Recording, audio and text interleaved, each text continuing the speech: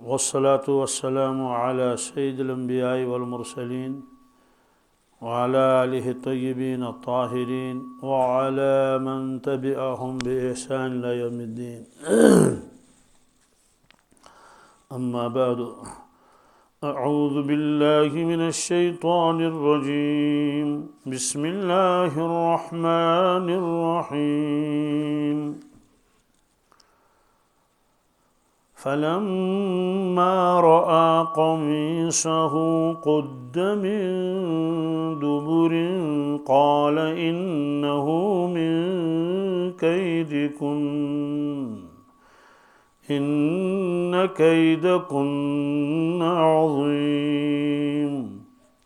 يوسف أعرض عن هذا واستغفري لذنبك إنك كنت من الخاطئين. إنك كنت من الخاطئين. وقال نسوة في المدينة امرأة العزيز تراود فتاها عن نفسه قد شغفها حبا إنا لنراها في ضلال مبين. فلما سمعت بمكرهن أرسلت إليهن وأعتدت لهن متكئا وآتت كل واحدة منهن سكينا وقالت اخرج عليهن. فلما رأينه أكبرنه وقطعن أيديهن وقلن حاش لله ما هذا بشرا إن هذا إلا ملك كريم. صدق اللہ العظیم.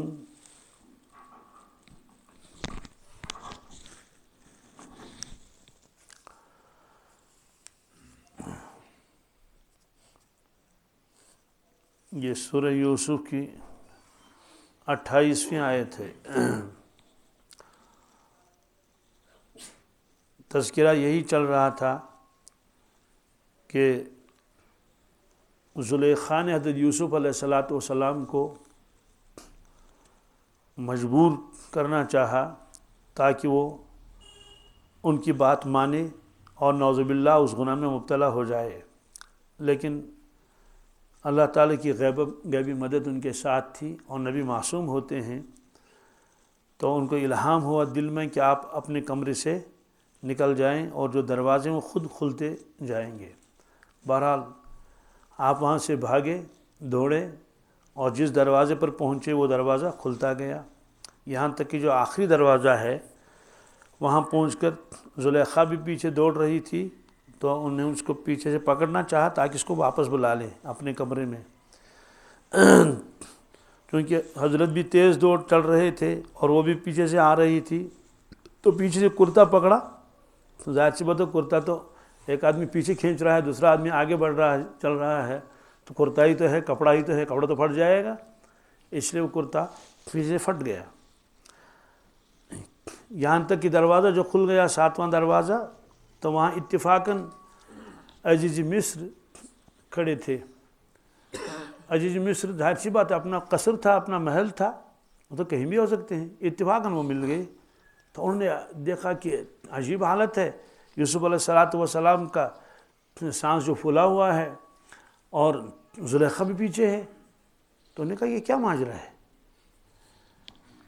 اب زلیخا سمجھ گئی کہ میں تو پکڑی گئی، اس لیے انہوں نے فوراً جو ہے ایک چال چلی. اس نے کہا کہ کیا سزا ہے اس شخص کی جو آپ کے اہل عیال کے ساتھ برائی کا ارادہ کرے، خود ہی کہنے لگی یا تو اس کو جیل بھیج دیا جائے کہ یہ بھی ایک سزا ہے، یا اس کو زد و کوب کیا جائے، عذاب عظیم کیا جائے۔ گویا وہ کہنا یہ چاہتی ہے کہ یہ نوجوان جو ہے میرے ساتھ برائی کا ارادہ کرنا چاہتا تھا، میرے کمرے میں داخل ہو گیا تھا چپکے سے، لیکن میں نے اس کو پکڑنا چاہا اور یہ بھاگ گیا اپنے آپ کو بچانے کے لیے۔ تو یہ معاملہ ہوا۔ یوسف علیہ السلام کو خاموش تھے، انہوں نے کچھ نہیں کہا۔ وہ یہ چاہتے تھے کہ اس پر پردہ ہی رہے، کسی کو پتہ نہ چلے، لیکن جب اس نے الٹا الزام لگا دیا حضرت کے اوپر تو اس لیے حضرت نے اپنی صفائی پیش کر لی۔ فقہاء کرام نے ایک مسئلہ لکھا ہے، اگر کسی متقی بے گناہ پارسا کے اوپر کوئی خدا نہ کرے تہمت اور الزام لگا دیا جائے تو اس کو اپنی صفائی پیش کرنی چاہیے۔ یوسف علیہ السلام نے کہا کہ اصل میں قصور اسی کا ہے، یہ پیچھے پڑی ہے میرے، بہت تنگ کرتی ہے۔ اب تو آخری حربہ اس نے یہ کیا کہ مجھے کمرے میں بلایا اور صاف مجھ سے جو ہے مطالبہ کیا گناہ کا، میں وہاں سے بھاگا اور یہ معاملہ ہوا۔ اب کیا کریں گے؟ ویسے وہ جو عزیز مصر تھا اس کے دل میں معلوم تھا، وہ برسوں سے دیکھ چکا تھا یوسف علیہ السلام کو، ان کی عقل مندی اور ان کی پاک دامنی، ان کی فراست، یہ سب چیزیں وہ معلوم تھا۔ اور ادھر سے اب وہ عورت جو ہے وہ ان کے سر پر یہ بات ڈال رہی ہے، تھوڑا غصہ بھی ہو گئے، وہ ہونا بھی چاہیے، کچھ غصہ تو بیوی کا بھی تھا کہ ایسا کیوں کیا۔ یوسف علیہ السلام سے کہا کہ آپ اپنی صفائی پیش کر لو، اس پر گواہ پیش کر لو، ہو سکتا ہے عورت ہی سچی ہو۔ حضرت نے فرمایا کہ میرا تو گواہ کوئی ہے ہی نہیں، کمرے میں کس کو گواہ رکھوں، پھر تو سزا ملے گی۔ اللہ تعالیٰ نے الہام دل میں ڈال دیا کہ اسی قصر میں جو بادشاہ کا بڑا مکان ہوتا ہے اس کو مکان نہیں کہتے، اس کو قصر ہی کہتے ہیں، اس قصر میں ایک بچہ ہے تو وہ آپ کی گواہی دے گا۔ اس کا تذکرہ پہلے آ چکا ہے، اس بچے کو لایا گیا، یوسف علیہ السلام نے اس کے سر پر اپنا دست مبارک پھیرا اور اس سے کہا کہ تم گواہی دے دو۔ زلیخا سے کہا کہ کیا آپ کو یہ منظور ہے؟ انہوں نے کہا بالکل منظور ہے۔ ان کو یہ معلوم نہیں تھا کہ یہ بچہ جو گواہی دے گا، انہوں نے کہا یہ بچہ ہے کیا کرے گا، اور انہی کے رشتہ دار کا تھا بچہ۔ تو خاتون جو تھی اس کے گود میں ہی تھا، ابھی کوئی وہ 4 یا 6 مہینے کا تھا، تو بس 4 مہینے کا بچہ تو گود میں ہی ہوتا ہے۔ تو آپ نے دست مبارک اس کے سر پر پھیرا، اسے اس سے کہا کہ بیٹے تم بولا ہو، سچ بولو، ان سچ کا مطلب تم گویا ہو جاؤ، بولو۔ تو اس نے فصیح زبان میں یہ بات کہی کہ ان کان قمیصہ قد من قبل فصدقت، اگر یوسف علیہ السلام کا کرتا سامنے سے پھٹا ہوا ہے تو عورت سچی ہے اور یوسف علیہ السلام نعوذ باللہ جھوٹے ہیں، اور اگر آپ قمیض کو دیکھیں کہ قمیض پیچھے سے پھٹی ہوئی ہے تو عورت جھوٹی ہے، یوسف علیہ السلام سچے ہیں۔ ٹھیک ہے، اب عزیز مصر نے خود دیکھا یوسف علیہ السلام، کیونکہ ابھی تو سامنا تھا نا، پیچھے کی طرف تو سامنے تو کرتا ٹھیک ہے، سامنے پھٹا ہوا نہیں ہے، اس کو دیکھنے کی ضرورت ہی کیا ہے، تو سیدھی نظر آ رہا ہے۔ تو عزیز مصر پیچھے کی طرف آیا اور دیکھا تو واقعی کرتا پیچھے سے پھٹا ہوا ہے۔ اب اس کو اور زیادہ یقین ہو گیا، اب اس کیا کرے، اب سزا دینی ہے بیوی کو، لیکن وہ سمجھ رہے تھے یہ بیوی بھی یعنی یہ ہے زیادہ یہ خطا کار نہیں ہے۔ کیوں؟ یوسف علیہ السلام کو اللہ نے ایسا حسن عطا ہی فرمایا تھا، ظاہر سی بات ہے اس کو تو کشش ہو ہی جائے گی۔ پھر یہ کوئی دور رہنے والا شخص نہیں ہے، کسی دوسرے محلے میں، دوسری بستی میں، تو اپنے ہی گھر میں ہے۔ پھر دوسری بات یہ ہے کہ یہ تو ویسے تو غلام ہے، خادم ہے، اس لیے گویا اس نے زلیخا کو ایک اعتبار سے معذور سمجھا، کیا حلیم بھی تھا، بردبار بھی تھا، اس کو معلوم ہے کیا سزا دیں گے اس کو۔ لیکن پھر بھی اس نے کہا یوسف علیہ السلام سے کہا کہ ہاں، اس سے کہا کہ فلما رأى قمیصہ قد من دبر، جب دیکھا کہ کرتا پیچھے سے پھٹا ہوا ہے، قال انہ من کیدکن، کہنے کہ یہ تو تمہارا مکر ہے، لیکن صرف ایک کا نہیں، سب عورتوں کو ایک ساتھ کر دیا کہ تم عورتوں کی یہ فریب ہے، ان کیدکن عظیم، تمہارا فریب تو بہت بڑا ہوتا ہے۔ یہ عظیم کا لفظ عزیز مصر نے استعمال کیا۔ عظیم کا لفظ تو بہت جگہوں پر ہے، قرآن پاک میں ہے، علی العظیم ہے، رب العرش العظیم ہے، اور فدینہ بذبح عظیم ہے، وجاء بسحر نظیم ہے۔ کہیں جادو کو بڑا بتایا گیا جو موسیٰ علیہ السلام کے مقابلے میں لائے تھے مصر کے جادوگر، اور جو قربانی اسماعیل علیہ السلام کے لیے اللہ نے بھیجی تھی اس کو بھی فرمایا بذبح عظیم قربانی، اور عرش کو بھی کہا عرش عظیم، بلقیس کے تخت کو بھی کہا لہا عرش عظیم، عظیم کو نہیں بہت بڑا، چھوٹا نہیں، قیامت کو کہا نبون عظیم، قرآن کو فرمایا قرآن عظیم، رسول اللہ صلی اللہ علیہ وسلم کی اخلاق و خلق عظیم، شرک کو کہا ظلم عظیم۔ اس طرح عظیم کا لفظ بہت جگہ استعمال ہوا ہے۔ ان زلزلۃ الساعۃ شیء عظیم، قیامت جو ہے وہ بہت بڑی ہوگی۔ یا نوح علیہ السلام بڑی تکلیف میں تھے، اللہ نے فرمایا ونجیناہ وأہلہ من الکرب العظیم، ہم نے بہت بڑی تکلیف اور مصیبت سے ان کو بچایا۔ بہرحال خلاصہ یہ ہے کہ اس نے کہا کہ تم عورتوں کا جو یہ مکر ہے اور یہ فریب ہے یہ بہت ہی بڑا ہے۔ شیطان کے بارے میں اللہ تعالیٰ نے فرمایا ان کید الشیطان کان ضعیفا، کہ شیطان کا مکر کمزور ہے۔ کیا ہے؟ شیطان تو لا حول سے بھی بھاگتا ہے، اور روایت میں یہ ہے کہ جب اذان ہوتی ہے تو شیطان بھاگ جاتا ہے، اذان کی آواز کو برداشت نہیں کر پاتا ہے۔ اس کی ایک وجہ یہ بھی لکھی ہے کہ اس کو معلوم ہے کہ محشر کے میدان میں مجھے اس چیز کی گواہی دینی پڑے گی کہ تم اللہ کا تذکرہ سنتے تھے یا نہیں سنتے تھے، اس لیے بھاگتا ہے۔ پھر واپس آتا ہے، پھر اقامت جب ہوتی ہے جس کو ہم تکبیر پڑھنا کہتے ہیں، جب جماعت کھڑی ہو جاتی پھر بھاگ جاتا ہے۔ واللہ عالم کیا اثر ہے اس میں، لیکن جب پھر نماز شروع ہو جاتی ہے پھر آ جاتا ہے۔ آنے کے بعد پھر کان کے قریب بیٹھتا ہے تو نمازی کو کہتا ہے اذکر قضا، فلاں چیز آپ کو یاد ہے، فلاں چیز آپ کو۔ نماز شروع کرنے سے پہلے کوئی بھی خیال نہیں آتا ہے، بس نماز شروع کر دی بس خیالات کا ہجوم ہوتا ہے، تو شیطان پرانی باتیں یاد دلاتا ہے تاکہ اس کی نماز خراب ہو جائے، اس کی توجہ نماز کی طرف نہ رہے۔ اور آج کل کے زمانے میں یہ کہتا ہوگا کہ تم نے اسکوٹر باہر رکھا ہے نا، اس کو کوئی اٹھا کے لے جائے گا، اب وہ پریشان ہے کسی طرح سے جلدی امام صاحب سلام پھیرے، تو اگر اسکوٹر میں نہیں ہے وہ کہے گا جوتا آج لے جائیں گے تمہارا۔ خلاصہ یہ ہے کہ وہ طرح طرح کے خیالات میں مبتلا کرتا ہے اس نمازی کو تاکہ اس کی نماز اچھی نہ رہے، کیا یعنی کچھ نہ کچھ نقص اس میں آ جائے۔ دوبارہ لیکن اس کے باوجود شیطان کے مکر کو قرآن پاک نے فرمایا ان کید الشیطان کان ضعیفا۔ اور اس سے پہلے میں نے آپ کو بتایا تھا کہ علامہ ابن الجوزی نے کتاب لکھی ہے تلبیس ابلیس، اس میں حضرت نے واقعات نقل کیے ہیں کہ شیطان نے چاہا کہ وہ بنی اسرائیل کے راہبوں کو گمراہ کرے، یہ بہت عبادت کرتے تھے، اس کا ہم اندازہ بھی نہیں لگا سکتے، راہب، اور بہت مجاہدے کرتے تھے، تو شیطان ناکام ہو جاتا تھا۔ آخر میں شیطان کیا کرتا تھا، وہ عورتوں کو استعمال کرتا تھا۔ کس کو؟ عورتوں کو استعمال کرتا تھا، تو اس کی وجہ سے وہ کامیاب ہو جاتا تھا، تو بڑے بڑے راہب بیچارے پھنس جاتے تھے، اور اللہ بچائے ان کیا کیا شیطان ان کے ساتھ کھلواڑ کرتا تھا۔ اس سے معلوم ہوا کہ ان چیزوں سے بہت بچنا چاہیے۔ مجاہدے بہت کرتے ہیں وہ یہود اور نصارہ، ان کے بارے میں فرمایا کہ یہ افراط اور تفریط کے اس میں مبتلا ہو گئے، اور اس امت کے بارے میں فرمایا وَكَذَلِكَ جَعَلْنَاكُمْ أُمَّةً وَسَطًا، آپ کو ہم نے امت وسط بنایا ہے، اس میں افراط و تفریط نہیں ہے۔ مثلا انسان کا اصل مقصد ہے اللہ کو تلاش کرنا اور اللہ کو راضی کرنا۔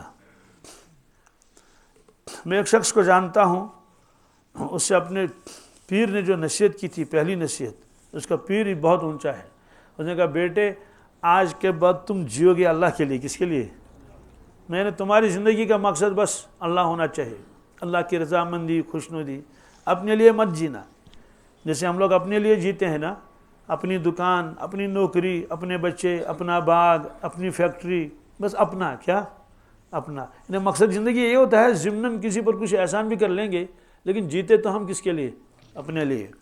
تو بزرگ نے جو سب سے پہلے نصیحت اس کی عقل حیران ہو جاتی ہے. اس نے کہا بیٹے آج کے بعد تم کو جینا ہے کس کے لیے؟ اللہ کے لیے.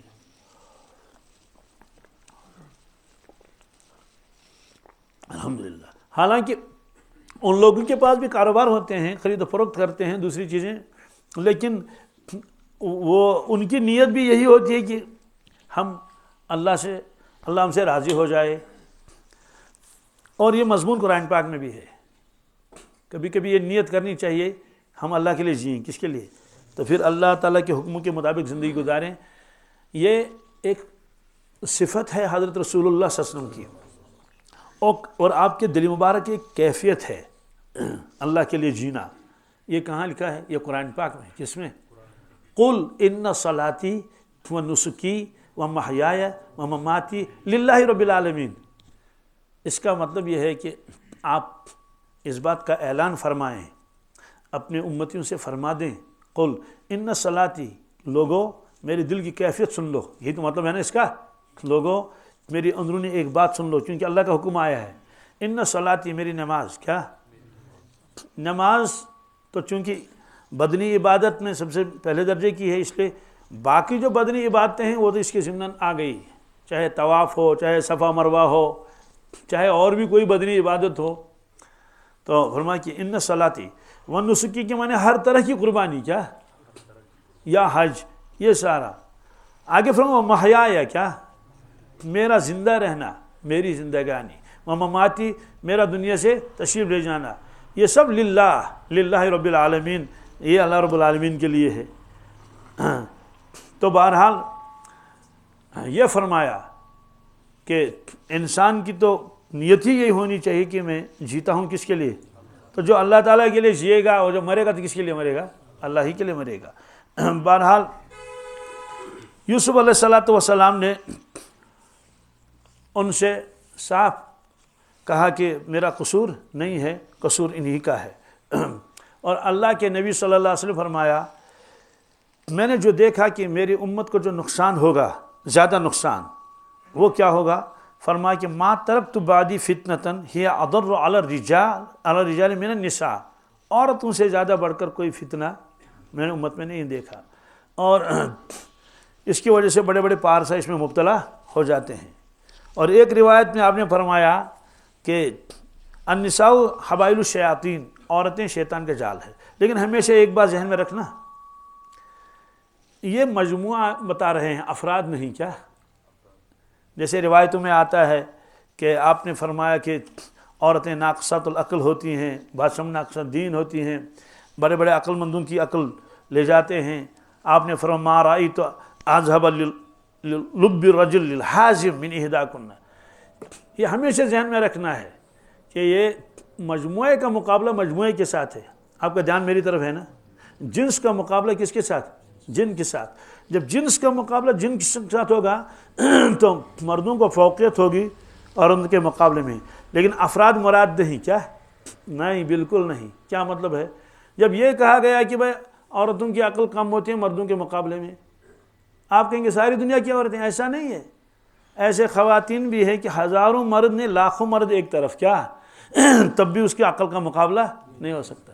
نہ اس کی عقل کا مقابلہ، نہ اس کی اور جو ہے پاک دامنی کا مقابلہ، نہ اس کے بزرگی کا مقابلہ. مثلا حضرت عائشہ صدیقہ رضی اللہ تعالیٰ عنہ، کیا ہم میں سے کوئی ان کی عقل کے 1000ویں حصے کے برابر ہو سکتا ہے؟ ایک طرف تو کروڑوں لوگوں کو رکھ دیجئے، تنہا ان کو رکھ دیجئے. ایسا فہم، ایسی فراست کہ صحابہ کرام مسئلے پوچھتے تھے. صحابہ کرام، اور آپ نے خود فرمایا آدھا علم حضرت عائشہ صدیقہ سے سیکھ لو. یہ میں ذرا اس کی وضاحت اس لیے کرنا چاہتا ہوں کہ ہمیشہ یہ نہیں ذہن میں رکھنا کہ ہر عورت جو ہے وہ جو ہے کم عقل ہوگی اور ہر مرد جو ہے وہ عقل مند ہوگا. ایسا نہیں. بہت سارے مرد تو بیوقوف ہوتے ہیں. عورتیں خود کہتی ہیں ہمیشہ تاگن کے، ہمیشہ تاگن کے، یہ کیا جانے. تو افراد کا مقابلہ افراد کے ساتھ نہیں. ایسے حضرت خدیجہ الکبریٰ رضی اللہ تعالیٰ عنہ، کون مقابل کر سکتا ہے ان کی عقل مندی کا، ان کی قربانیوں کا؟ کوئی نہیں. حضرت فاطمہ الزہرا رضی اللہ تعالیٰ عنہ، تو ہزاروں نے کروڑوں مرد ان کا مقابلہ نہیں کرتے. مقابلہ تو کیا ہے، ان کے کروڑوں حصے کا بھی مقابلہ نہیں کر سکتے. ان کی معرفت اور ان کی پاک دامنی اور ان کا مرتبہ اور ان کا درجہ ہے نا، ان کے فہم و فراست، جن کو دنیا میں جنت کی بشارتیں ملی، لیکن جب حضرت فاطمہ زہرا کا مقابلہ حضرت علی سے کریں گے تو حضرت علی بڑھ جائیں گے. کیا بات سمجھ آ گئی؟ اور جب ازواج مطہرات کا مقابلہ مثلا رسول اللہ صلی اللہ علیہ وسلم سے کریں گے تو ظاہر سی بات ہے وہی تو بڑھ جائیں گے نا. ہاں، تو اس طرح سے کہا کہ عام طور سے عورتیں یہ کمزور عقل کی ہوتی ہیں یا یہ. اور آج تو ہم دیکھتے ہیں اخباروں میں آتا ہے کہ جب رزلٹ آتا ہے تو اس میں آتا ہے کہ اس سال جو ہے وہ لڑکیاں آگے بڑھ گئی اور انہیں لڑکوں کیا کر لیا، پیچھے چھوڑ دیا. لیکن خلاصہ یہ ہے کہ مجموعے کا مقابلہ مجموعے سے جب کریں گے، یہ فرمایا کہ عام طور سے عورتیں جو یہ اس کو فیصلہ لیتی ہیں. اور پھر دوسری بات یہ ہے کہ عورت جب اپنی صفائی پیش کرے گی یا جو بھی ہو، چونکہ وہ نرم و نازک بھی ہے اور فوراً آنسو بہاتی ہے، تو مرد اس کو سچا سمجھتا ہے کیا کہ یہ مظلوم ہے یہ.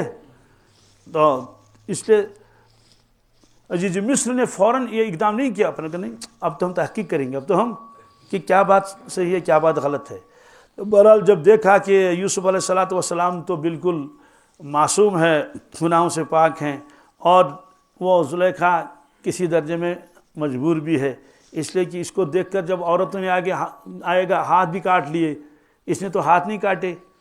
بہرحال فرمایا یوسف عارض عن ھذا، کہتے ہیں اے یوسف اس معاملے کو رہنے دو، اس معاملے کو رہنے دو. مطلب تو ہے کسی کو پتہ نہ چلے. ظاہر سی بات ہے یوسف علیہ السلام کسی کو بتائیں گے کیا؟ ہو ہی نہیں سکتا. اسے اس کو معلوم ہے یہ میری محسنہ ہے، اس نے مجھے پالا ہے، میں اس عیب کو کیوں ظاہر کروں کسی کے اوپر. ویسے تو عام حالات میں بھی فرمایا کہ مومن جو ہے وہ دوسروں کے عیبوں کو چھپاتا ہے، دوسروں کے عیبوں کو پھیلاتا نہیں ہے. اور حدیث میں بھی ہے کہ اگر جو مومن دوسرے مومن کے عیب کو چھپانے کا مطلب یہ کہ بس کسی کو بتایا نہیں، کیا بس خاموش رہا، دیکھا معلوم ہوا خاموش رہا. اب بظاہر تو اس نے کچھ بھی نہیں کیا، کوئی روپے پیسے تو خرچ نہیں کیے، کوئی نوافل نہیں پڑھے، اب اس کا ثواب کتنا ملے گا؟ اب حدیث سن لیجئے.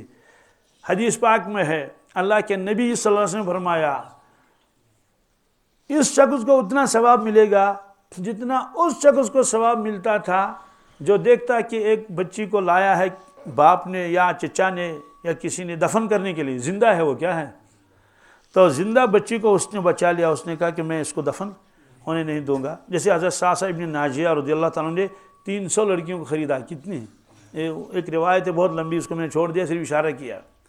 یہ انہوں نے خود اظہار کیا رسول اللہ صلی اللہ علیہ وسلم کے سامنے، پھر وہ واقعہ بھی بیان کیا. بہرحال تو جس شخص نے ایک جان کو بچا لیا، کس کو؟ جان کو بچا لیا، اس کو کتنا ثواب ملے گا؟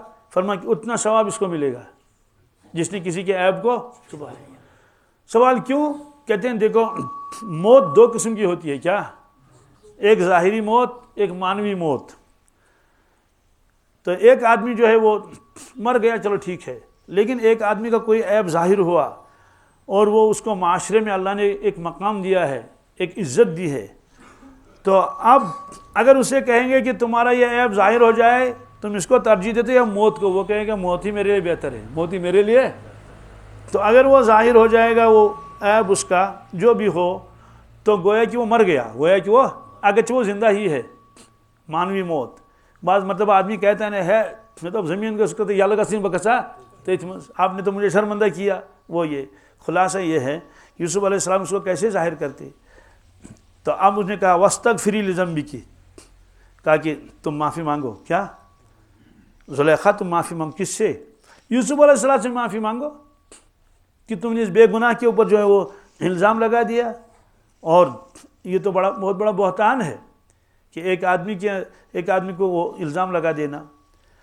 ایسے ہی اللہ کے نبی صلی اللہ علیہ وسلم نے غیبت سے بچنے کی بہت تاکید فرمائی کہ غیبت مت کرو. تو ایک شخص نے عرض کیا یا رسول اللہ صلی اللہ علیہ وسلم یہ غیبت کیا چیز ہے؟ فرمایا کہ کسی کے پیٹھ پیچھے اس کے بارے میں ایسی باتیں کہنا کہ اگر وہ سنے تو ناگوار گزرے. انہوں نے کہا حضرت اگر وہ چیز واقعی اس کے اندر ہو کہ جو ہم گنا رہے ہیں پیچھے، مثلا اس کے اندر یہ چیز ہے، یہ چیز ہے، یہ چیز ہے، فرمایا کہ ہاں تبھی تو غیبت ہے. تبھی تو اگر وہ چیز اس کے اندر نہیں ہے پھر بھی آپ اس کو کہہ رہے ہیں تب تو یہ بہتان ہے، تب تو یہ بہتان ہے. تو بہرحال یہ تو بہتان تھا. انہوں نے کہا معافی مانگو اس سے. دوسرا مطلب ہے کہ مجھ سے بھی معافی مانگو. کیا؟ مجھ سے بھی معافی مانگو کہ تم نے خیانت کی۔ دوسرا مطلب یہ ہے کہ جو بھی تمہارا معبود ہے، جس کے جو تمہارے ذہن میں ہے، اس سے بھی کیا کر لو، خلاصہ یہ ہے کہ تم استغفار کر لو۔ وَاسْتَغْفِرْ لِذَنْبِكِ إِنَّكِ كُنْتِ مِنَ الْخَاطِئِينَ، بے شک یقیناً خطا کار تم ہی ہو۔ اب سوال ہے کہ اسے کہا یوسف عارض عن ھذا، اس کو رہنے دو، تو مصر کی عورتوں کو کیسے پتہ چلا؟ ظاہر سی بات ہے، جب اس کو بچے کو لایا گیا اور اس کی ماں بھی تو ساتھ تھی، اور جو گھر میں جو خادمائیں تھیں وہ بھی تو وہاں موجود تھی، ان کے سامنے تو یہ پیش آیا ہے معاملہ۔ یوسف علیہ السلام خاموش رہے، زلیخا بھی تو خاموش رہی ہوگی، ظاہر سی بات ہے وہ کیسے کہے، اور اس کا جو شوہر تھا عزیز مصر وہ بھی خاموش تھا، لیکن جو خادمائیں تھیں وہ کہاں خاموش بیٹھنے والی ہیں، اس لیے خادماؤں نے اس کو فارورڈ کر لیا۔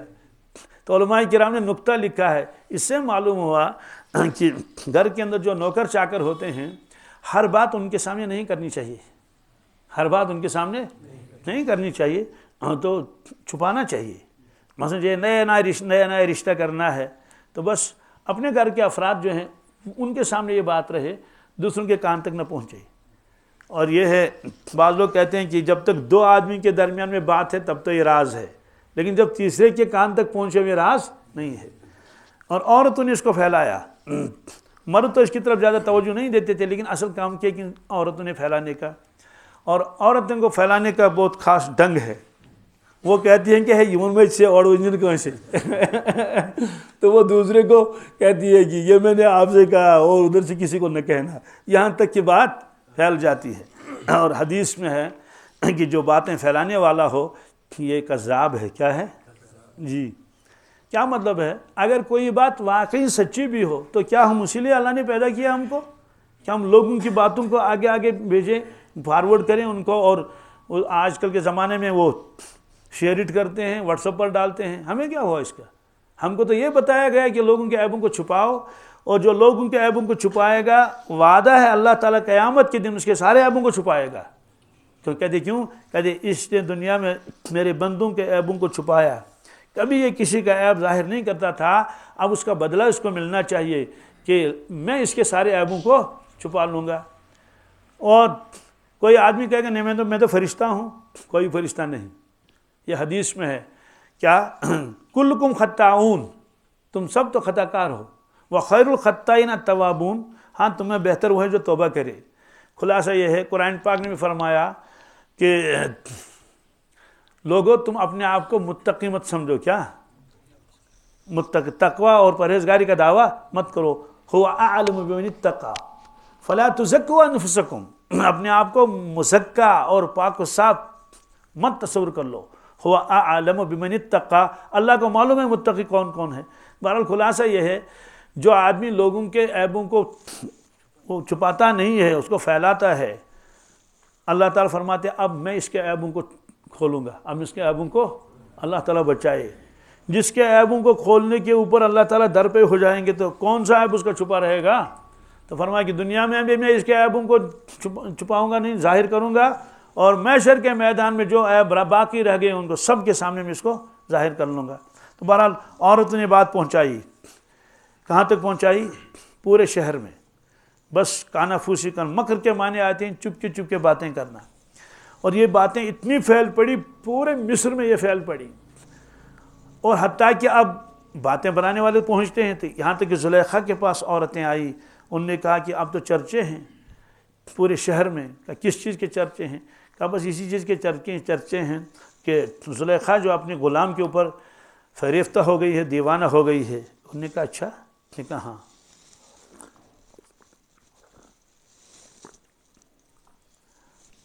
اس کو معلوم تھا کہ مصر کی عورت نے یوسف علیہ السلام کو دیکھا نہیں۔ سوال کیوں؟ یوسف علیہ السلام صرف قصر میں رہتے تھے۔ کس میں؟ قصر میں رہتے تھے۔ موچا اگر بظاہر تو غلام تھے، لیکن اس کو تو اپنے بیٹے کی طرح ان کے رکھا تھا۔ قرآن پاک میں اس پہ پہلے آیا کہ اکرمی مثواہ ہو، مطلب یہ تھے، اور غلام تو جاتے ہیں بازار سامان خریدنے کے لیے، دوسری چیزیں، یہ نہیں، یہ تو وہیں رہتے تھے، بالکل شہزادوں کی طرح رہتے تھے، اور عجیب عجیب باتیں کرتے تھے۔ عزیز مصر کو مشورے دیتے تھے۔ کیا؟ عزیز مصر کو مشورے دیتے تھے۔ تو اتنا چالاک اور ایسا، اللہ اکبر، ایک مرتبہ عزیز مصر اس کو بادشاہ کے پاس لے گئے، کیونکہ عزیز مصر وزیر خزانہ تھا، اس کے علاوہ جو فرما روا تھا وہ دوسرا تھا، تو فرما روا کے پاس لے گیا، کہتے میں اس بچے کو ساتھ لے لوں گا، اس لڑکے کو۔ وہاں جب پہنچے تو سب لوگ بادشاہ کو ایسے جھکتے تھے بادشاہ کے سامنے، یہ بادشاہ کا سلام تھا۔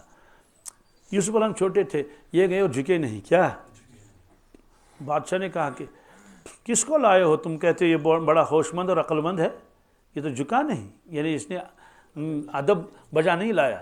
تو ظاہر سی بات تو نبی تھے نا، اگرچہ وہی نازل نہیں تو اس کو معلوم تھا کہ میں کیوں اس کے پاس جھکوں، کیونکہ یوں جھکتے تھے لوگ ان کے پاس، رکوع بھی کرتے تھے۔ تو اس نے کہا، عزیز مصر نے، فوتیفار نے، کہتے کہ ابھی یہ یہاں کے آداب سے زیادہ واقف نہیں ہے۔ بہرحال تو یوسف علیہ السلام قصر میں رہتے تھے، اس لیے شہر کی عورتوں نے اس کو دیکھا نہیں تھا، لیکن جیسے چرچا تھا اس کے حسن کا، جو بھی دیکھتا تھا جا کے یہ کہتا ہے ایک غلام ہے، ایک لڑکا ہے، بہت حسین ہے۔ وقال نسوة فی المدینة امرأة العزیز تراود فتاها عن نفسه، کہا عورتوں نے شہر میں، کہتے ہیں کہ عزیز کی بیوی تراود فتاها وہ دیوانی ہو گئی ہے، فریفتہ ہو گئی ہے اپنے غلام پر، اور اس کو ورگلانا چاہتی ہے، اسے خواہش کرتی ہے، عن نفسه اس کے دل کو اپنی طرف مائل کرنا چاہتی ہے۔ قد شغفا حبا، اس کے دل کو زخمی کر دیا اس کی محبت نے، یعنی مطلب تو کہ اس کے دل میں اس کی محبت بیٹھ چکی ہے۔ انا لنراها فی ضلال مبین، ہم تو اس کو سری غلطی پر دیکھتے ہیں۔ مطلب تو یہ ہے کہ وہ بہت بڑی خاتون ہے اور مصر کی بہت اونچی جو ہے وہ عہدیداروں میں سے اس کا شوہر ہے، عزیز مصر ہے، وزیر خزانہ ہے، دوسرے نمبر پر بادشاہ کے، اس کی بیوی ہے، ایسا کام اس کو نہیں کرنا چاہیے تھا، غلام تو بہرحال غلام ہوتا ہے۔ تو یہ ساری باتیں اس نے سن لی۔ فلما سمعت بمکرہن، جب زلیخا نے عورتوں کی گفتگو سن لی اور کہا مکرہن، کیا کہ مکاروں کی طرح چھپ چھپ کر باتیں کرنا، یہ اس نے سن لی، اور زلیخا پر طعنہ دیتی تھی۔ زلیخا خود بھی بہت حسین و جمیل تھی۔ بہرحال انہوں نے کہا ٹھیک ہے، اینٹ کا جواب پتھر سے دیں گے کیا، یعنی اس کا جواب دینا چاہیے لیکن زبان سے نہیں۔ انہوں نے مشورہ کر لیا کہ ایک دعوت کا اہتمام کیا جائے، اپنے شوہر سے اجازت لے لی، کہا اگر آپ کی اجازت ہو میں مصر کی جو بڑی بڑی خواتین ہیں، یعنی یہ وزیروں کی عورتیں ہیں، یہ سارا شہر مراد نہیں ہے، وہ خاص خاص عورتیں، تو ان کو ہم ایک دعوت کر لیں۔ انہوں نے کہا میری طرف سے اجازت ہے، دعوت کرنے میں کیا حرج ہے۔ اسے کہا کہ ٹھیک ہے، میں جب دعوت کر لوں گی آپ کو تھوڑی سی زحمت کرنی پڑے گی، پردے کے پیچھے آپ کو کھڑا رہنا پڑے گا، یہ اپنے شوہر سے کہہ رہی ہے۔ پھر دیکھیں ماجرا کیا ہے، عقل بھی کیا تھی اس کو زلیخا کو۔ اور زلیخا بعد میں اس نے ایمان قبول کر لیا، وہ آگے آئے گا اس کا معاملہ، اور چونکہ اس کو بینائی بھی نہیں ملی اور جوانی بھی ملی، اس کے بعد اللہ کے عشق کا اتنا غلبہ اس کے اوپر ہوا کہ، اور ایک روایت میں تو الہام وہی نازل ہوگی یوسف علیہ السلام کو کہ اس کو اپنی زوجیت میں لے لے۔ تو جب ان کو بتایا گیا تو وہ تو بس مراقبے میں رہتی تھی اور اپنی عبادت میں خلوت خواہ میں تھی۔ تو خادمہ کہتی تھی، آئی کہا کہ یوسف علیہ السلام سے ملنا چاہتے تھے، وہ کہتی تھی کہ میرے پاس وقت نہیں ہے، کیا میرے پاس وقت ہی نہیں۔ وہ حیران ہو جاتی تھی، آپ تو ان کی خوشبو کیوں سنتے تھے، مجھے یوسف علیہ السلام کی خوشبو آتی ہے، آج یہ حال ہے۔ تو اسے کہا کہ تم شادی کر لو، تم کو جوانی بھی مل گئی۔ تو اس نے جواب دیا کہ ایک دل میں دو معشوق کیسے رہ سکتے ہیں، کیا ایک دل میں؟ کہا کیوں؟ کہا پہلے تو میں یوسف کی عاشق تھی، اب میں یوسف کے مولا کی عاشق ہوں۔ تو بہت اونچا مقام اللہ نے اس کو عطا کیا۔ یوسف علیہ السلام نے خود فرمایا کہ جب اس کو جوانی نہیں مل گئی اور وہ سجدے میں گئی تو ایمان تو وہ اس وقت تو اسلام بھی اس نے قبول کر لیا۔ پہلے وہ جانتی تھی کہ یوسف علیہ السلام ہمارے بتوں کی عبادت نہیں کرتا ہے، یہ خدا یکتا کی عبادت کرتا ہے۔ یوسف علیہ السلام نے خود فرمایا 40 دن تک وہ استغراق میں رہے گی، کتنے 40 دن تک تو یہ بات کا جواب بھی نہیں دے گی، بہت مشکل سے، کھاتی بھی بہت کم تھی۔ تو بہرحال عقل بہت اللہ نے اس کو عطا فرمائی تھی۔ تو یہاں فرمایا کہ بلاؤ ان کو، تو غلاموں کو اور خادموں کو بھیجا گیا، ایک تاریخ مقرر ہو گئی کہ وہ خادمہ آئی، دسترخوان لگا دیا گیا، وہ بینچ لگا دیے گئے دونوں طرف سے، یوسف علیہ السلام کو فرمایا کیا آپ آ جاؤ گے اور اچھے بن کر آؤ گے کیا؟ یعنی مطلب تو ایسے نہیں، بس ٹھیک ٹھاک کپڑے وپڑے اعلیٰ درجے کے، اور آپ کو کچھ نہیں کرنا ہے، کچھ نہیں، صرف جو ہے وہ میں جب آواز دوں گی آپ کو تو آپ میرے پاس آئیں گے ایک ٹوکرا لے کر، کیا ایک ٹوکرا لے کر، جیسے میری خدمت کرتے ہی ہیں، تو سب ان کے سامنے وہ ٹوکرے رکھ دیے گئے اور مجمے رکھ دیے گئے، کھانے کی چیزیں رکھ دی گئی، اور اس نے خود ان سے خادموں سے کہا کہ جتنے خواتین ہیں تو ان کے سامنے جتنے بھی وہ تھال رکھ دیے جائیں گے تو اس کے اندر ایک چاقو بھی رکھ دیا جائے، لیکن وہ تیز ہونا چاہیے، کیا یہ پرانا نہیں، تاکہ جلدی کام کر لے۔ اور کچھ چیزیں ایسی ہیں جو آدمی ہاتھ سے اٹھا کے کھا لیتا ہے، جان بوجھ کر اس نے کچھ چیزیں ایسے رکھی جن کو کاٹنا ہے، اور یہ کہا کہ ہم ان کو کاٹیں گے نہیں خود، تو یہ خاتونوں کو خود کاٹنا ہے۔ یہ فرمایا اس میں فلما سمعت بمکرہن، جب زلیخا نے ان کے مکر اور ان کی چال کو سنا، ارسلت الیہن، تو انہوں نے بھیجا ان کے پاس، انہیں دعوت نامے، یعنی دعوت کے لیے، وَأَعْتَدَتْ لَهُنَّ مُتَّكَأً، اور ان کے لیے انتظام کیا مجلس کا، مسند وہاں بچھائے گئے، گاؤں تکیے لگا دیے گئے، اور اس کے بعد وَآتَتْ كُلَّ وَاحِدَةٍ مِّنْهُنَّ سِكِّينًا، ہر ایک کو ایک ایک چھری ان کو دے دی گئی کہ خود کاٹیں۔ جب بالکل انہوں نے سب، اور یہ بھی بتایا کہ جو میں کہوں وہ کر لو، ورنہ تو کوئی کاٹتا کوئی دوسری چیز کھا لیتا، یہ بھی تو ہو سکتا ہے نا، کہ انہوں نے کہا کہ نہیں، بس سب سے پہلے اس کو شروع کرنا ہے۔ بعض لوگوں نے کہا کہ کچھ کھانے کے بعد اس کو کھانا تھا، بعد میں کریں گے نہیں، شروع میں ہی ایسا ہوا۔ تو ایک ہاتھ میں وہ پھل ہے، نارنگی ہے، بعض لوگوں نے اور بھی نام رکھ دیا جس کو کاٹنا پڑتا ہے چھری سے، تو دائیں ہاتھ میں تو چاقو ہے، بائیں ہاتھ میں وہ پھل ہے، اور جو ہی اس کو شروع کیا تو یوسف علیہ السلام بالکل تیار بیٹھے ہوئے تھے، کیونکہ اس کو حکم تھا۔ تو وقالت تخرج علیہن، تو آواز دے کر یوسف کا اندر آ جاؤ۔ عورتیں تو چاہتی ہی تھی کہ ہم یوسف علیہ السلام کو دیکھیں، اور چرچا تھا ان کا حسن جمال کا۔ تو اب جب دروازہ کھولا یوسف علیہ السلام تھے، ساری عورتیں ایسے دیکھنے لگی، اور ہاتھ کس میں ہے؟ دائیں ہاتھ میں چھری ہے، اور کچھ پھل کے اندر تو تھوڑا اس کو داخل کر لیا ہے، تو سب ایسے دیکھ کے رہ گئی۔ اب یوسف علیہ السلام ایک ایک قدم آگے چل رہے ہیں، اور ان کی نگاہیں اس کی طرف ہیں، کسی سے بات نہیں کی اس نے، نگاہیں نیچے رکھی یوسف علیہ، ان کو معلوم تھا کہ یہ عورتیں آج سب جمع ہو گئی ہیں اور بن سور کے آئی ہیں۔ حضرت نے کسی کی طرف نہیں دیکھا، البتہ وہاں آئے اور وہ مجمع وہاں رکھ دیا، اور اس کے بعد چلے۔ تو جب وہ دروازے سے آئے تھے، ان کے سامنے والے حصے کو دیکھا، حسن جمال کو، جب وہ چلے گئے تو پھر بھی نگاہیں اس کی طرف تھی، یہاں تک کہ وہ دروازے سے نکل گئے اور ادھر کو چلے گئے۔ اب اس وقت تو ہوش نہیں آیا، اب اس کے بعد جب حضرت یوسف علیہ السلام ادھر کو چلے گئے تو اب ہوش آیا، کیونکہ یہ خون جو ہے ٹپک رہا تھا، کیا ٹپک رہا تھا، تو یہ قرآن پاک میں ہے وَقَطَّعْنَ أَيْدِيَهُنَّ، تو ہاتھ کاٹے انہوں نے۔ اب کیا ہوگا؟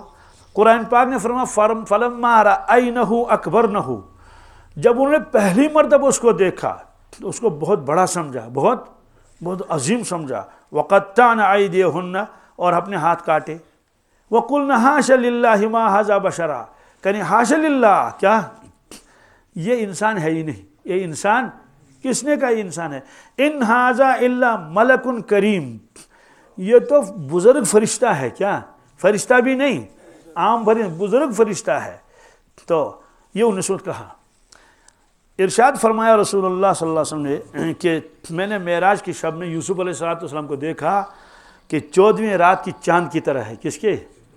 اور آپ نے فرمایا اللہ نے ان کو حسن کا ایک حصہ عطا فرمایا تھا۔ اب یہاں پر مسئلہ ہے کہ جب اللہ کے نبی صلی اللہ علیہ وسلم کو اللہ تعالیٰ نے ہر چیز سب سے زیادہ دی تھی، علم بھی، بزرگی بھی، اور ہر چیز، تو حسن جمال بھی زیادہ دیا ہوگا، اس لیے کہ ایسی چیز کسی کو ملی نہیں۔ اور یہ سب نبی جانتے تھے کہ ہمارا سب نبیوں کا سردار ہے رسول اللہ صلی اللہ علیہ وسلم۔ ان کو کیسے پتہ چلا تھا؟ عالم ارواح میں 2 معاہدے ہوئے ہیں، کتنے؟ ایک تو عام لوگوں سے اللہ نے وعدہ لیا ہے، اس کو عہد الستو کہتے ہیں، الستو بربکم قالوا بلی، کیا میں آپ کا رب نہیں ہوں، آپ کا خالق و مالک اور معبود نہیں ہوں؟ سب نے کہا ہے، کہا ٹھیک ہے، تم وعدہ کرتے ہو، اقرار کرتے ہو؟ حضرت ٹھیک ہے، بالکل۔ تو اللہ تعالیٰ نے فرمایا دیکھو میں نے 7 آسمانوں کو تمہارے اوپر گواہ رکھا اور 7 زمینوں کو گواہ رکھا، اور تمہارے اس بابا آدم کو گواہ رکھا، محشر میں یہ گواہی دیں گے۔ بہرحال اس کے بعد ایک دوسرا معاہدہ ہوا، یہ قرآن پاک میں ہے۔ اس پوری جماعت سے انبیاء علیہ الصلوۃ والسلام کو الگ نکالا، الگ ان سے اللہ تعالیٰ نے الگ کلام کیا کہ آپ نبی سب ہیں، اور آخر میں ایک عظیم الشان نبی کو بھیجوں گا، سب لوگوں کو اس کی تصدیق کرنی ہوگی، اس کی مدد بھی کرنی ہوگی۔ لَتُؤْمِنُنَّ بِهِ وَلَتَنْصُرُنَّ، سب نے کہا بالکل ہم ماننے کے لیے تیار ہیں، ہم ایمان لائیں گے ان پر۔ کہا وہ سب سے آخر میں آئیں گے، تو ایمان تو سب نے لایا، تو مدد کیسے کریں گے؟ مدد کی شکل یہ ہے کہ ہر نبی اپنے امتیوں سے ان کے بارے میں بتائے کہ اگر آپ کو ان کا زمانہ مل گیا تو ان کی مدد کر لینا، ان پر ایمان لانا۔ پھر یہ بھی طے ہوا کہ کم از کم امتیوں کو تو ہم وصیت کریں گے، لیکن یہ جو انبیاء علیہ الصلوۃ والسلام ہے 1,24,000 کم و بیش، کم از کم ایک آدمی کو تو بھیج دیں، ایک نبی کو، نبی ہی کو بھیجیں۔ تو طے ہو گیا، ٹھیک ہے ان میں سے کسی ایک کو منتخب کر لو، تو منتخب ہوا عیسیٰ علیہ الصلوۃ والسلام، چونکہ اللہ تعالیٰ سے کلام ہو رہا ہے نا۔ اللہ نے فرمایا ٹھیک ہے ہم ایک نبی کو بھیجیں گے جو عملاً ایمان تو سب لائیں گے لیکن مدد کریں گے۔ کیا کریں گے؟ مدد۔ تو اللہ نے نظام چلایا، کیسا اللہ کا نظام، اللہ اکبر۔ عیسیٰ علیہ الصلوۃ والسلام کو پہلے بھیجا، تقریباً 500-600 سال پہلے، پھر اس کو زندہ آسمان پر اٹھا لیا، آ بیٹھے، تشریف رکھیں۔ اس کے بعد آپ صلی اللہ علیہ وسلم تشریف لائے۔ اب جب قیامت کے قریب اور زیادہ آئے گا، ابھی دجال نکلے گا، تو امام مہدی علیہ السلام نکلیں گے، تو تشریف لائیں گے عیسیٰ علیہ الصلوۃ والسلام۔ وہ ہے کہ عملاً جو ہوا تھا کہ تم ان پر ایمان لاؤ گے، ان کی مدد کرو گے، وہ ہے کہ پورے وفد میں سے پورے گروہ انبیاء نے فرمایا کہ ہمارا یہ قاصد ہے، ہماری جانب سے یہ ہے، وہ سب کی جانب سے عیسیٰ علیہ الصلوۃ والسلام آئیں گے۔ اور جب وہ تشریف لائیں گے تو بحیثیت نبی کے نہیں آئیں گے، بحیثیت امتی کے آئیں گے۔ وہ روایت میں ہے، وہ یہ ہے کہ جو پہلی نماز دمشق میں ہوگی وہ عصر کی نماز ہوگی۔ کس کی؟ اس وقت عیسیٰ علیہ السلام تشریف لائیں گے، مجھے صرف اشارہ کرنا ہے، تو لوگ کہیں گے آپ تو روح اللہ ہیں، برگزیدہ نبی ہیں، اس لیے آپ نماز پڑھائیں۔ ہونا بھی یہی چاہے، امتی چاہے کتنا ہی اونچا ہو، نبی کا مقابلہ تھوڑے کرے گا۔ الحمدللہ۔ لیکن وہ فرمائیں گے کہ میں امامت نہیں کروں گا۔ کیا؟ کیوں؟ ہو سکتا ہے کسی کے ذہن میں یہ ہو کہ یہ تو نبی بن کر آیا، نبی بن کر، اب سب کا ذہن صاف ہونا چاہیے۔ آپ فرمائیں گے میں میں نماز نہیں پڑھاؤں گا، میں اقتدا کروں گا، تو اس وقت حضرت امام مہدی علیہ السلام آگے بڑھیں گے، وہ تو امتی ہے نا، وہ نماز پڑھائیں گے اور پیچھے عیسیٰ علیہ السلام ان کے اقتدا کریں گے، تاکہ عملاً یہ بات سب ان کے سامنے آئے کہ میں اسی شریعت کی اتباع کر لوں گا، میں محمد صلی اللہ علیہ وسلم کی اتباع کر لوں گا اور ان کے ایک امتی کے پیچھے نماز ادا کروں گا۔ تو نماز ادا کر لی۔ تو انبیاء علیہ الصلوۃ والسلام تو پہلے سے جانتے تھے، آدم علیہ السلام بھی جانتے تھے۔ بعض لوگوں کو اشکال ہوتا ہے کہ رسول اللہ صلی اللہ علیہ وسلم کے بارے میں کیسے معلوم ہوا؟ وہاں تو سب یہ طے ہو چکا ہے، اور ہم تو اس وعدے کو بھول گئے جو ہم نے اللہ سے کیا تھا۔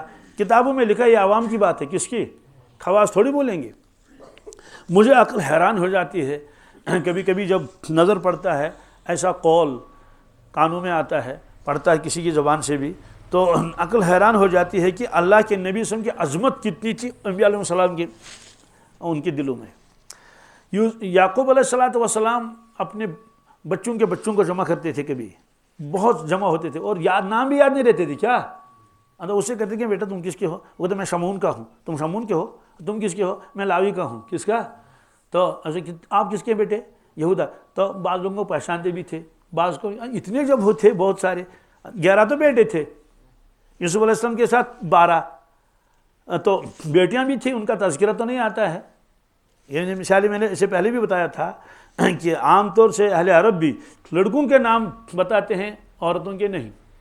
یہاں تو کسی کی والدہ کا انتقال ہوگا تو اخبار میں فوٹو بھی آئے گا۔ کیا افسوس کا مقام ہے، اخبار میں فوٹو، اپنے اماں جان کو فوٹو لگانے کی کیا ضرورت ہے اخبار میں؟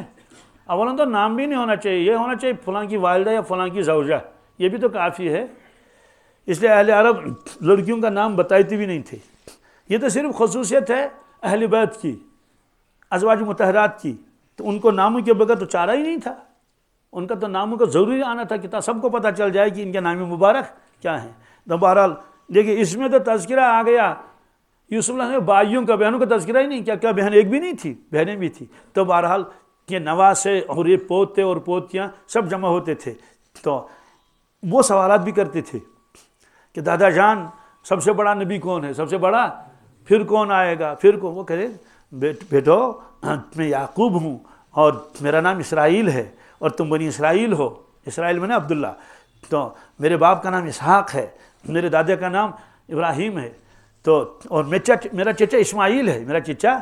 ایک مرتبہ ان بچوں نے اس سے پوچھا کہ ابا بڑا نبی کون ہے کیا؟ انہوں نے کہا دیکھو بڑا نبی وہ ہے جو پورے عالم کے لیے آئے گا، پورے عالم کے لیے، اور وہ اکیلا ہوگا، اور وہ ہم سب چھوٹے چھوٹے ہیں، مطلب تو چھوٹے کہ ہمارے علاقے جو ہے الگ الگ ہیں، کسی کو ایک علاقہ کسی کو دوسرا، لیکن وہ پورے عالم کے لیے نبی ہوگا، پورے عالم کے لیے. اس کے بعد کہنے لگا اس کا نام احمد ہوگا کیا، اور میرے چچا کی اولاد میں سے ہوگا. اس کے بعد خوشبو آنے لگی کیا، تو یعقوب علیہ السلام کہنے لگے خوشبو محسوس ہو رہی ہے، شاید اس لیے میری زبان سے احمد کا نام نکلا. کیا ہے؟ میری عقل حیران ہو جاتی ہے. کہنے لگے کہ یہ خوشبو جو آ رہی ہے اس وقت، اچانک خوشبو آئی، اس کا سبب مجھے ایسا محسوس ہوتا ہے میں نے جو رسول اللہ صلی اللہ علیہ وسلم کا نام مبارک لے لیا احمد، کیا احمد، تو یہ خوشبو یعنی اس نام مبارک کے لینے کی وجہ سے یہ خوشبو آ رہی ہے. تو اس لیے یہ حضرات کوئی بے خبر نہیں تھے، سب کو معلوم تھا. تو بہرحال خلاصہ یہ ہے، آپ نے فرمایا کہ میں نے یوسف علیہ السلام کو دیکھا کہ 14ویں رات کے چاند کی طرح ہے. اب جب ہر چیز اللہ کے نبی صلی اللہ علیہ وسلم کو سب سے زیادہ ملی تو حسن بھی تو ملا ہوگا. اس کا جواب آپ نے خود فرمایا یوسف اخی، کیا یوسف صبیح وانا ملیح، یوسف میرا بھائی وہ صبی ہے میں ملی ہوں. صباحت اور ملاحت میں کیا فرق ہے؟ صباحت اس کو کہتے ہیں کہ اس میں بھی حسن جمال ہوتا ہے بہت انتہا درجے کا، لیکن جو آدمی دیکھے گا پہلی مرتبہ تو حیران ہو جائے گا، کیا حیرت میں پڑ جائے گا، اور اس میں سفیدی کا زیادہ غلبہ ہوتا ہے. ملاحت میں سرخی بھی ہوتی ہے. کیا آپ نے فرمایا وہ صبی ہے میں ملی ہوں، اور ملی کے بارے میں لکھا ہے ملی تو اس کو کہتے ہیں کہ جی نہ بھرے، کیا اس کو دیکھ کیا، اور جتنا دیکھیں گے تو اور ہر وقت زیادہ ہی حسن محسوس ہو. پھر دوسری بات ایک روایت میں ہے آپ نے فرمایا اللہ تعالیٰ نے میرے حسن کو چھپا کے رکھا ہے، کیا وہ یہاں ظاہر نہیں ہوگا. کیوں؟ کہا ورنہ لوگ جو ہے وہ استفادہ نہیں کر سکیں گے. جو آئے گا یا تو بے ہوش ہو جائے گا یا تو دیوانہ ہو جائے گا، وہ دنیا کا کام ہی نہیں کر سکے گا. اس لیے اللہ تعالیٰ نے اللہ کے نبی سے جیسے کمالات پر بھی بہت پردہ ڈالا، ان کے باطن پر کہ ان کے مشاہدات کیا کیا ہیں، تو ان کے ظاہری حسن جمال کو بھی کیا کر لیا، پردہ ڈال دیا. لیکن اس کے باوجود بھی رسول اللہ کو دیکھ کر لوگ حیران ہو جاتے تھے، دنگ رہ جاتے تھے. ایسا اللہ نے ان کو حسن جمال عطا فرمایا تھا. اور حضرت عائشہ صدیقہ رضی اللہ تعالیٰ خود فرماتی ہیں کہ مصر کی خواتین نے یوسف کو دیکھا، مصر کی خواتین نے یوسف علیہ السلام کو دیکھا، انہیں ہاتھ کاٹے. قسم اللہ کی اگر حضور کو دیکھتے جگر کاٹتے. کیا جی، ایسا حسن جمال اللہ نے ان کو عطا فرمایا تھا. اور علامہ جلال الدین سیوطی نے اس پر ایک مستقل کتاب لکھی ہے، اس کا نام ہے الخصائص الکبریٰ. کیا خصائص الکبریٰ؟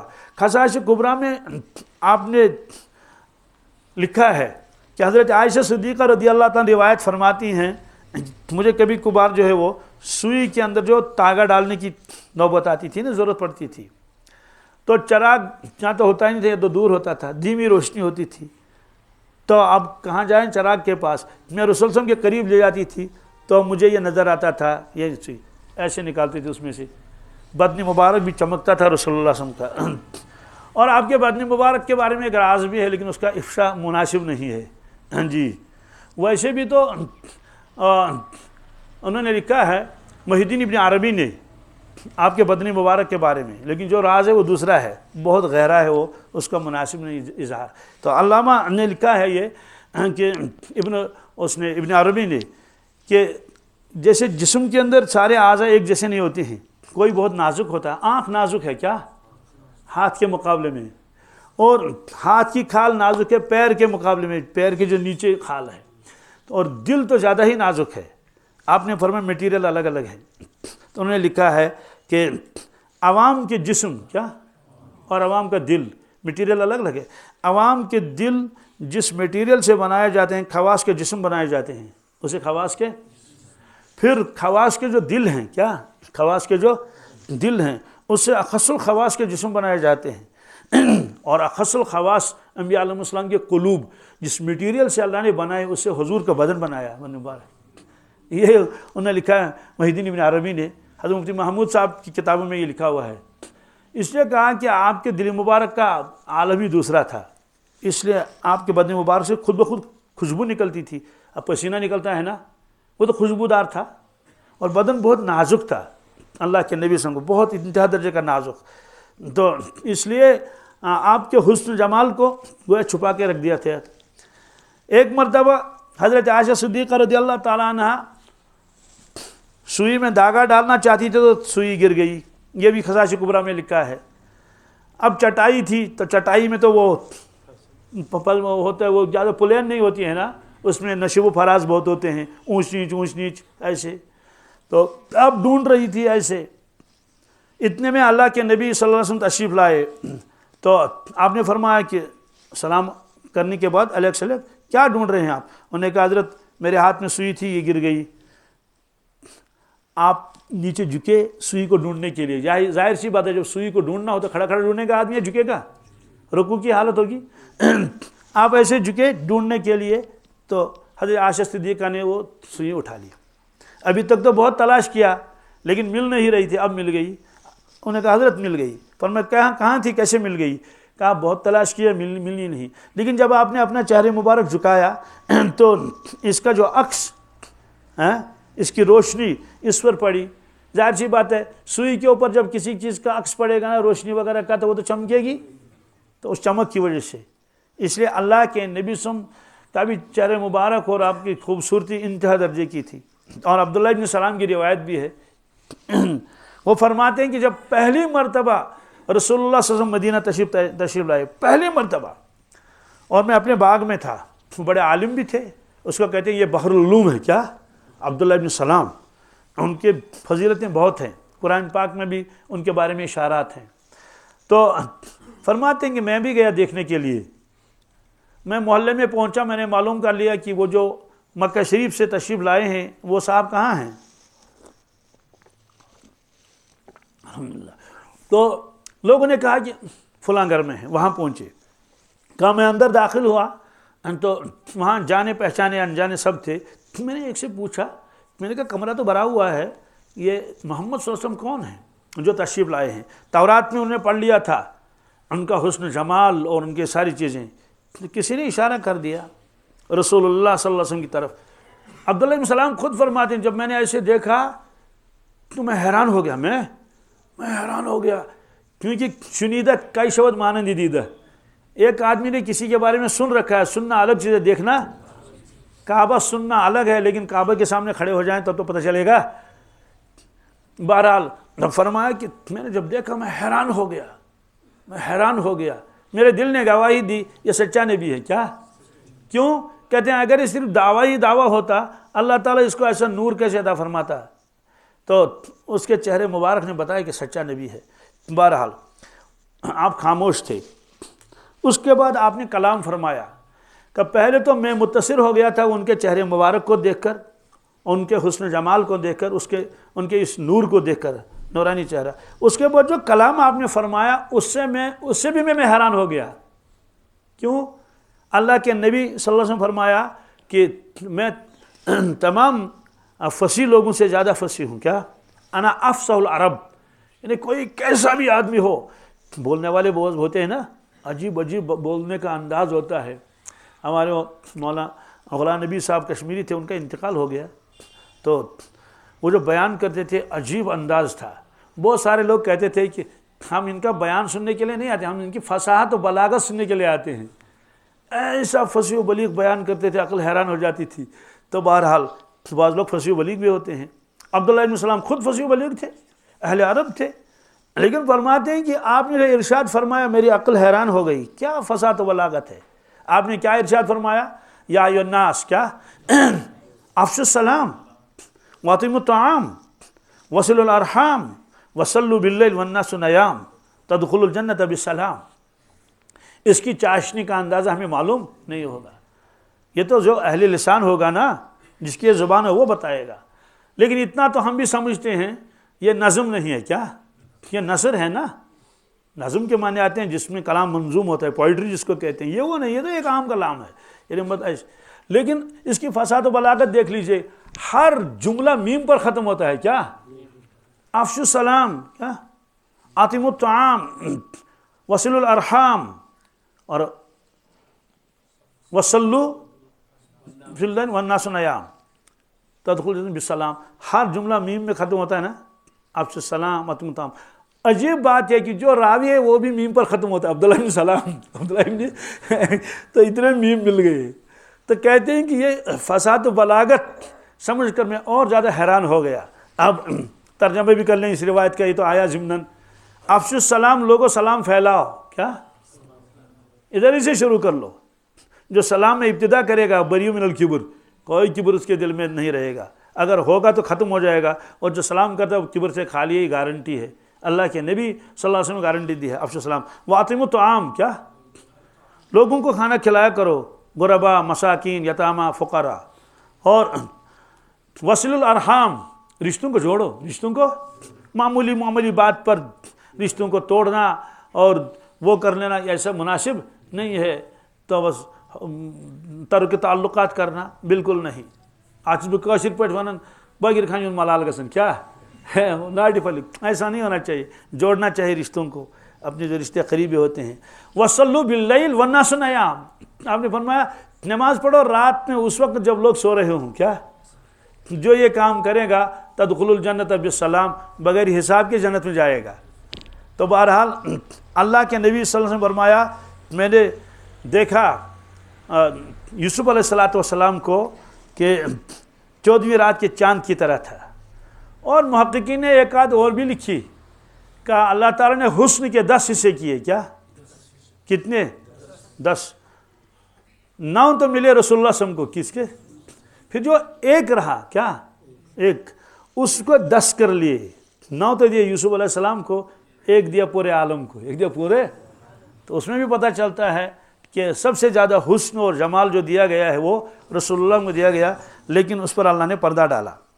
اور کتابوں میں لکھا ہے جو بھوکھا دیکھتا تھا یوسف علیہ السلام کو، وہ بھوک اس بھول جاتا تھا. وہ مجھے بھوک ہے، بھوک مٹ جاتی تھی.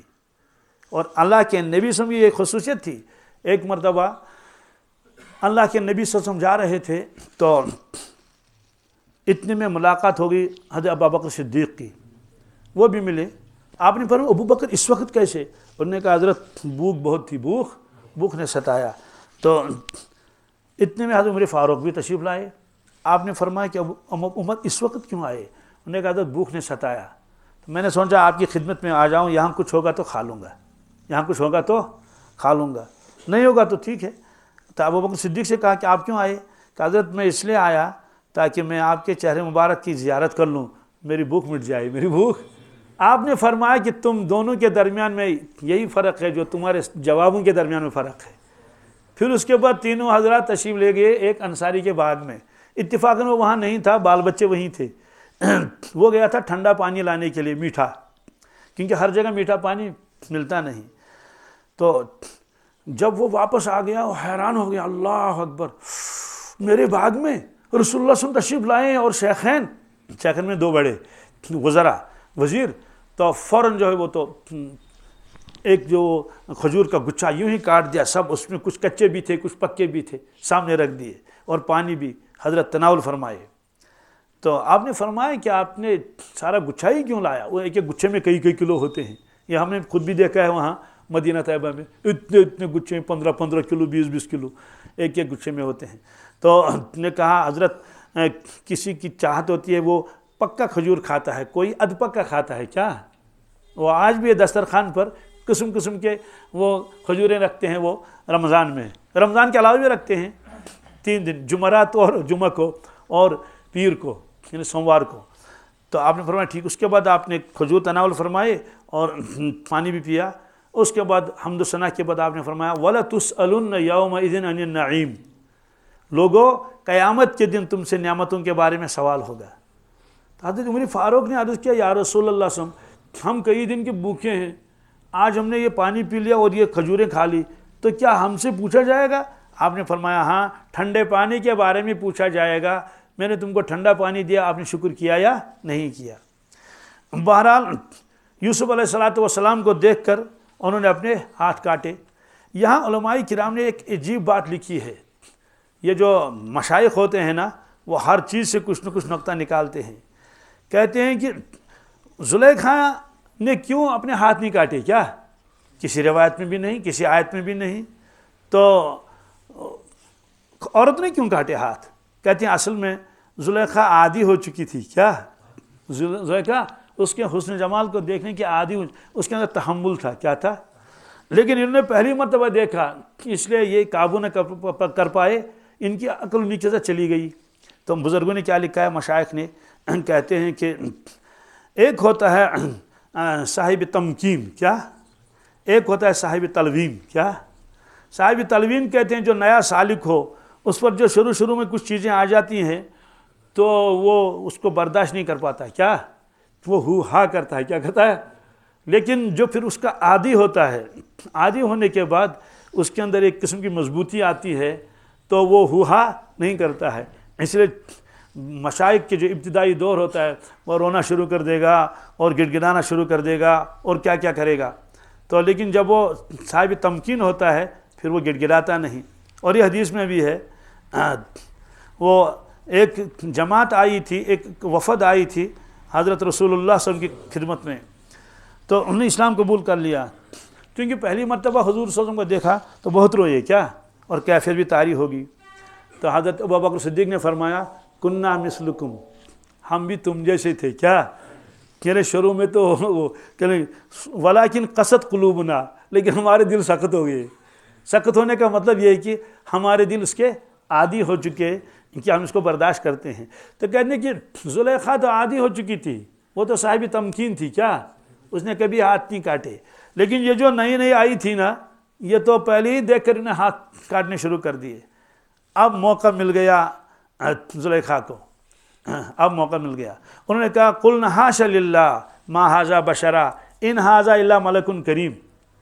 انہوں نے کہا اب سنو، کیا یہی ہے وہ نوجوان جس کے بارے میں تم مجھے تانا دیتی تھی؟ کیا دیتی تھی؟ کہ بتاؤ کیا حال ہے تمہارا؟ اب جب دیکھا کہ وہ یہ زلیخا جو ہے وہ یہ اس بارے میں کوئی خطاوار نہیں ہے، یہ تو مجبور ہیں کہ، تو انہوں نے کہنے لگے کہ بے شک آج کے بعد ہم آپ کے بارے میں کچھ نہیں کہیں گے، کیونکہ یہ شخص ہے ہی ایسا، یہ شخص ہے ہی ایسا کہ اس کو دیکھ کر تو لوگ جو ہے وہ بالکل حیران ہو جاتے ہیں۔ کہا قالت فذلکن الذی لمتننی فیہ، کہا یہی ہے وہ شخص، کیا؟ یہی ہے وہ شخص جس کے بارے میں تم مجھے تانا دیتی تھی۔ ہاں، اب کہنے لگے کہ بات کھل کر کہنے لگی، کیا؟ کھل کر کہنے لگی، کہنے لگے کہ اب جب تم نے بھی اقرار کر لیا کہ یہ شخص ایسا ہے، اس پر تو دیوانہ ہونا ہی چاہیے۔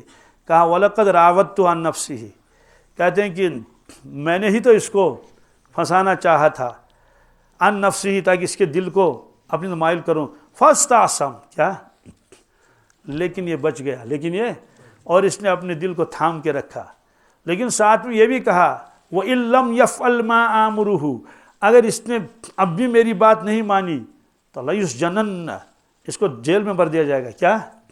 اور وَلَيَكُونَ مِنَ الصَّاغِرِينَ، تو جیل میں جا کر بے عزت ہوگا۔ آج تو بڑی عزت ہے۔ یہاں شاعروں نے ایک شعر لکھا ہے کہ زلیخا اتنا کھل کر کیوں کہہ رہی ہے، اور یہ بھی کہہ رہی ہے کہ اب بھی نہیں چھوڑوں گی، کیا؟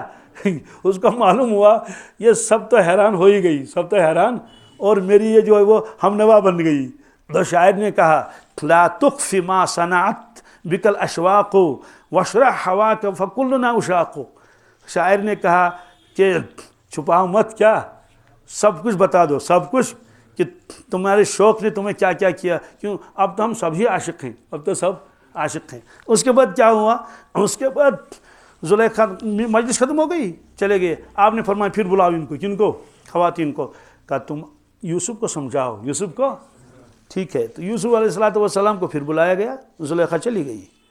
اب وہ سب بیٹھے ہیں کہنے لگے تمہاری مالکن ہے، اور انہیں غنیمت جانا ہے اور ایک دیدار ہو جائے تو یہ تمہاری مالکن ہے، آپ کو ان کی بات ماننی چاہیے، ان کا آپ کے اوپر احسان ہے، یہ ساری باتیں حضرت سنتے رہے اور کہنے لگے کہ اگر ان کی طرف مائل نہیں تو ہم میں سے کسی سے نکاح کر لو، کیا کر لو، ہم میں سے کسی سے نکاح۔ حضرت دیکھتے رہے۔